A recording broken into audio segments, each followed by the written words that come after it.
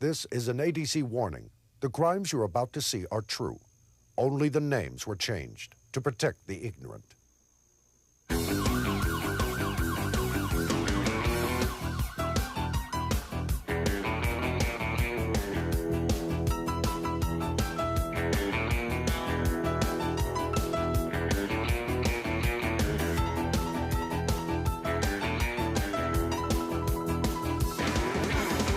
Tonight, you'll meet a dumb criminal who can hide, but he can't run. A dumb criminal who becomes the Houdini of dumb crime, and a guy that gets put on the beat cycle at the laundromat. These and more tonight on America's Dumbest Criminals.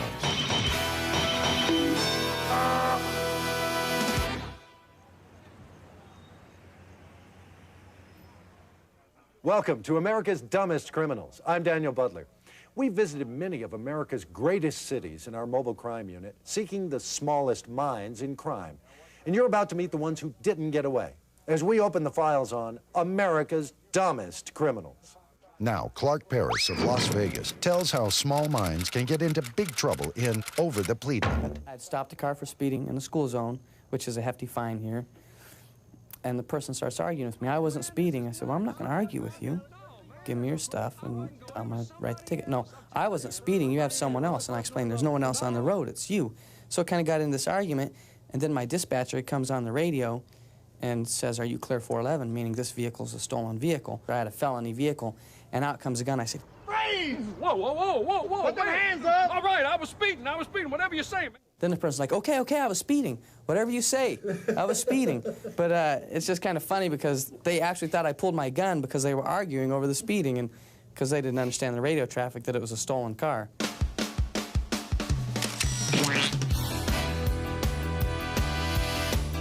ADC quiz number 22. On any Kentucky highway, it is illegal for a woman to wear A, swimsuit, B, a white suit, string tie, and a goatee, or C, tattoos depicting Old Testament scenes. The correct answer is A, a swimsuit. However, it was legal for a group of men and women to rotate in their underwear. Next, Roy Williams of Birmingham remembers some pinheads who built their own jailhouse in ladder-way Haint. I was checking a doctor's office. It was in an older house, great big older house. And I could hear somebody in the place talking. So I peeked through the window and I could see 6 individuals in the doctor's office inside this old house. Had steel bars on all doors and all windows. Well, I noticed that there was a ladder on the side of the house, and I pulled the ladder down.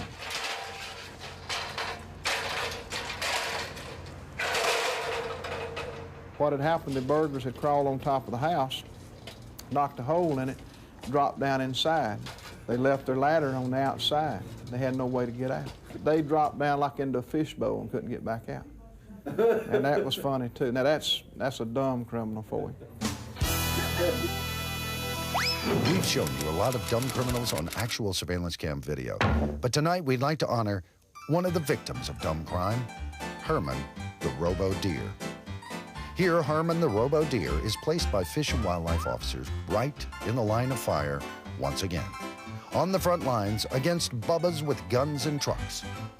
You see, it's against the law to shoot a deer from a vehicle, but there's just something about Herman the Robo deer that these bubbas can't resist. Is it his big brown eyes? Is it that lovely brown coat of his? Is it those jaunty antlers? I don't know, but the bubbas just can't help plugging Herman. Fish and Wildlife officers close in and bust the bubbas. But Herman, he's still standing. What a Robo deer. While on patrol one night, Marshal Larry Hawkins of Little Rock was flagged down by a man who had been beaten up. The man told him that he didn't see his assailant, but that the beating had occurred in the laundromat. Earlier that night, our victim had committed a dumb crime. Check it out, it's party time. Hey, stop! Okay, get out. Yeah, I'm moving. Get out.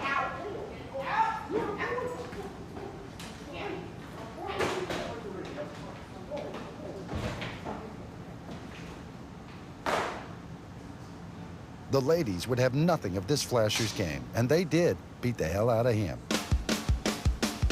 Just another case of open fly, case closed. Later, a dork and some potato chips catch some lead at the inconvenience store.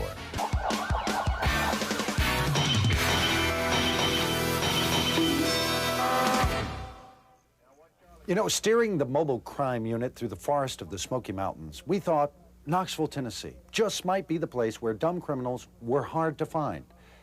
We were wrong. Officer Glenn Briggs of Knoxville can't forget the lame-brain tale of, "You're getting warmer." One of our well-known burglars, we've been trying to get him for quite some time in the sting operation, so he comes in one day and we'd instructed the buyman to try to get information from him about the property so we could prove it's stolen at a later date. So this guy's wearing a pair of overalls, and he's standing there pulling the overalls, and he says to him, You both know this thing's stolen, right? Not exactly. Are the owners going to come looking for it? Not anytime soon. Now, is this thing hot or what? and he goes, well, it ain't hot yet because they don't know it's gone. What did we say, 45? 60. 60, all right.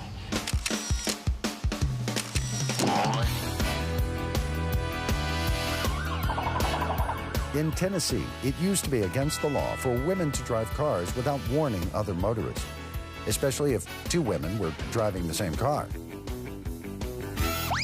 Now, a chowderhead gets really unlucky at the inconvenience store. We have a convenience store in our city that most people that live in this area know that if you go up there and try to rob it, 9 times out of 10 that you're probably going to be shot as a result of it. The store owners are very protective. We had a robbery go down there one night, and the individual that robbed the store, the clerk shot at him several times, and when we questioned the clerk, he said, "I feel sure I hit him." And we knew that it had to be somebody from out of town because most of the people that live in this area know you don't go there and rob that store. So we sent out our bolos to the surrounding areas that if any hospital received any gunshot victims, we'd like to know about it. So we received a call from one of our neighboring cities and advised us they had an individual that was in the hospital and he had been shot several times. So I go down there to interview him, and in the hospital room, when I'm talking with the individual, he says, "I don't mind telling you about it at all because it was totally unfair." It just wasn't fair. I've done this kind of thing before, and it just didn't go down that way. It just wasn't fair. I said, "Didn't you have a gun? Didn't you go in there to rob them?" And he said, "Yeah, I did." But he said, "The only thing I got out of my mouth was this is a rob." He said, "I didn't even get to finish robbery. I didn't even get my gun out of the pocket before the clerk started shooting at me." This is a robbery. What he should have said was, "This is a mistake," or, "Do you know any good hospitals nearby?" The robber survived, but several bags of chips were fatally wounded. And he said, "That's not the way it's done. You know, at least I could have said this is a robbery and showed him my gun, and then if he wanted to do that." But he felt like the clerk had did him an injustice because he opened fire on him before he got his little spill out. It's not done that way. It's not fair, I tell you. There ought to be laws. And now we take you inside the courtroom for trial and error. From actual transcripts, an airhead gets deflated, and this is a holdup. You say my client handed you a forged check at the bank. What did you do then? I telephoned the person whose check it was, then I copied the check, then I faxed the check to the person, and when the person said it wasn't their signature, I called the police. And why do you think my client would have waited all that time? Because when he gave me the forged check for identification, he also gave me his driver's license. Stay tuned for more true stories of bad choices, like he can hide, but he can't run, on America's Dumbest Criminal.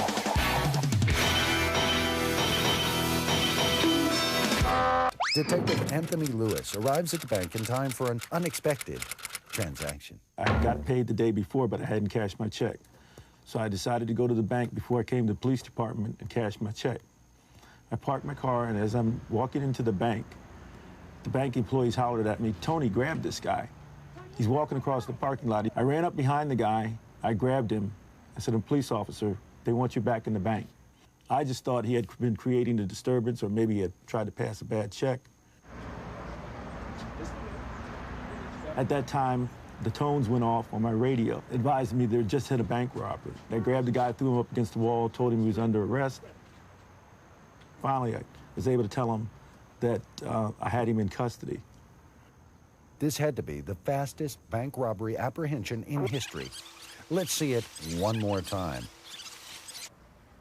Here's Detective Lewis just bringing the man back to the bank. And there he is, apprehending the man for bank robbery in record time. And the dispatcher said, "Boy, that was fast."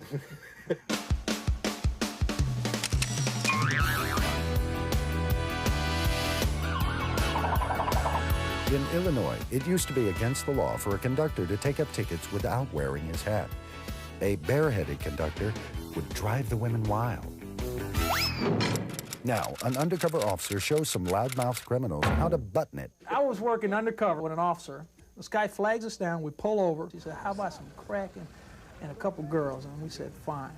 So we go with the guy, he takes us to this location, he gets out, he gets us the drugs. Me and my partner walk into the motel, we're expecting these two prostitutes in there. There's 3 other guys in there besides him, so they got four of the bad guys and 2 of the good guys. So we're thinking, oh hell, what are we gonna do now?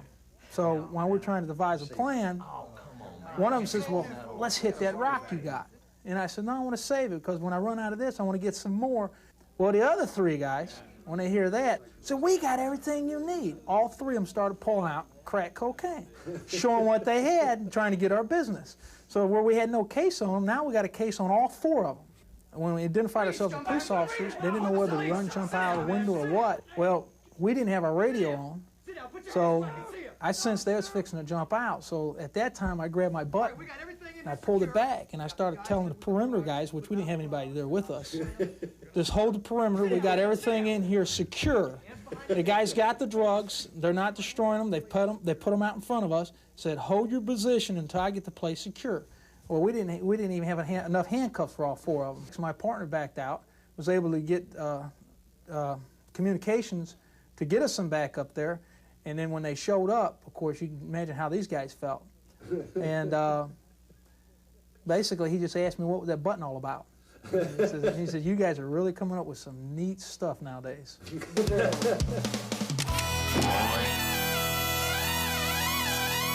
Well, that's all the time we have for now. We'd like to thank the men and women of law enforcement throughout the country for their stories.